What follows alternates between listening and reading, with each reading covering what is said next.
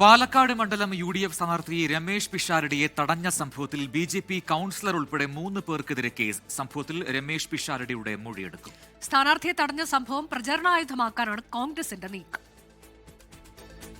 ബുധനാഴ്ച രാത്രിയാണ് വടക്കന്തറിൽ Ramesh പിഷാരടിയെ BJP councillor ഉൾപ്പെടെയുള്ള വനിതാ പ്രവർത്തകർ തടഞ്ഞത്.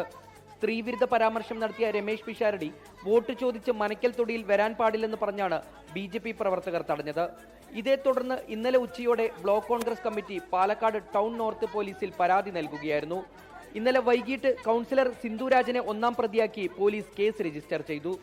പിഷാരടിയെ തടഞ്ഞത് തെരഞ്ഞെടുപ്പിൽ തിരിച്ചടിയാകുമെന്ന ആശങ്കയിലാണ് ഒരു വിഭാഗം BJP നേതാക്കൾ. സംഭവത്തിൽ ഒരു വിഭാഗം നേതാക്കൾക്ക് അമർഷവുമുണ്ട്. വടക്കന്തറയിൽ 2016 UDF സ്ഥാനാർത്ഥിയായ ഷാഫി പറമ്പിലിനും സമാനമായ അനുഭവം ഉണ്ടായിട്ടുണ്ട്. വിഷയം ശക്തമായ പ്രചാരണ ആയുധമാക്കുകയാണ് UDF. 24 പാലക്കാട്.